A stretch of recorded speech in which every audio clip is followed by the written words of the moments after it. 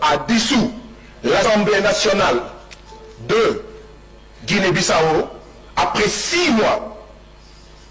Je dis, c'est un coup d'État constitutionnel. C'est un coup d'État parlementaire qu'a commis le président Embalo. Et je ne traite pas Embalo de délinquant. Je ne traite pas la Guinée-Bissau de délinquant. Donc pourquoi est-ce que on va me cibler alors que d'autres ici utilisent des mots comme délinquant ou plus grave et tout le monde est tranquille? Vous allez devoir me souffrir comme je vous souffre moi. Vous allez devoir me souffrir, moi qui suis poli, qui suis courtois, qui suis élégant, comme je vous souffre, vous valets de l'impérialisme, et ils se connaissent ici. Et quand ils prendront la parole, je les écouterai gentiment, calmement. Je dis, si les chefs d'État de la CEDEAO n'ont pas dit la vérité au président Embalo, ils devaient lui dire, ce que tu as fait, ce n'est pas normal. La dissolution de l'Assemblée nationale de Guinée-Bissau n'est pas normale. C'est ça que les chefs d'État de la CEDEAO auraient dû lui dire et lui demander quelle est la date de l'élection, des élections législatives, quelle est la date de l'élection présidentielle. C'est ça qu'ils auraient dû lui dire. Les chefs d'État de la CEDEAO font bloc avec leurs collègues du syndicat des chefs d'État. Nous, Parlement de la CEDEAO, qu'est-ce qu'on va faire représentant les peuples? Nous devons faire bloc avec le peuple de Guinée-Bissau. Pas parce que nous sommes un parlement et que nous sommes forcément avec tous les parlements, même les parlements qui ont tort. Non! Quand un parlement national a tort, il faut lui dire tu as tort.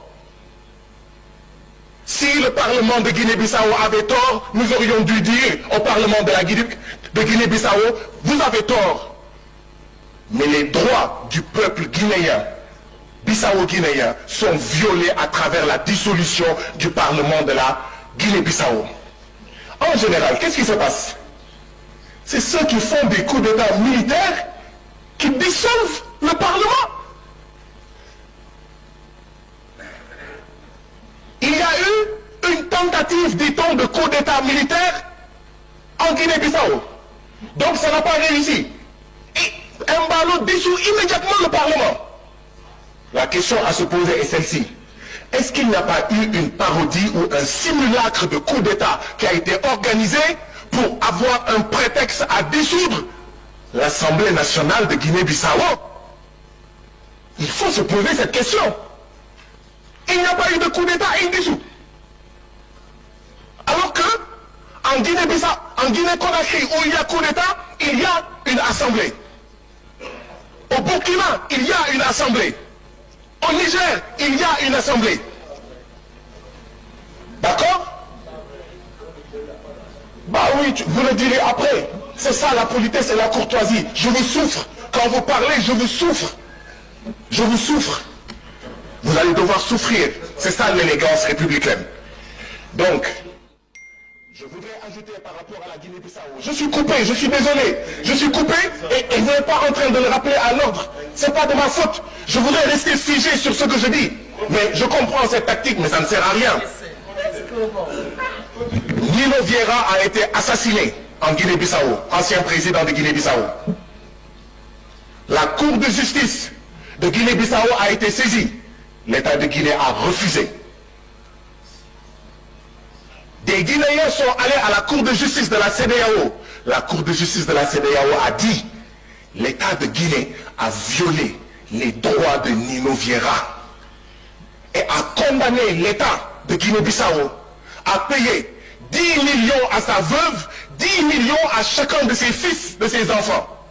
L'État de Guinée-Bissau dit je refuse depuis 2018. Mais ça, c'est pas un État de droit. Un État de droit, c'est un État qui est soumis au droit. Nous, Parlement de la CEDEAO, on va regarder les États membres violer la Cour de justice de la CEDEAO sans rien dire. Mais ça veut dire que le président de la Guinée-Bissau n'a aucun respect pour la Cour de justice de la CEDEAO. C'est normal, il ne respecte pas sa constitution. Monsieur le Président, je vais terminer. Je termine. Mais permettez-moi s'il vous plaît que je termine. Au Bénin, si on ne fait pas attention, le président Patrice Talon, avec les réformes du code électoral, pour imposer un parti unique, va mettre le feu au Bénin. Il dit, dans les 24 circonscriptions électorales, lors des élections législatives, si un parti n'a pas 20% dans toutes les 24 circonscriptions administratives du Bénin, il n'aura pas de représentant à l'Assemblée nationale du Bénin. C'est un parti unique qu'il est en train d'imposer. Ce qu'il impose, c'est le blocage des candidatures. Et ce n'est pas normal. Si on avait bloqué sa candidature, il ne serait pas président aujourd'hui. Sierra Leone, s'il y a des prisonniers politiques, il faut les libérer. Les prisonniers politiques doivent être révolus au niveau de la CEDEAO. La CEDEAO, c'est ma dernière phrase, ne doit pas se résumer à ceci. Tu as fait des... Thank you so much. You've exhausted your time.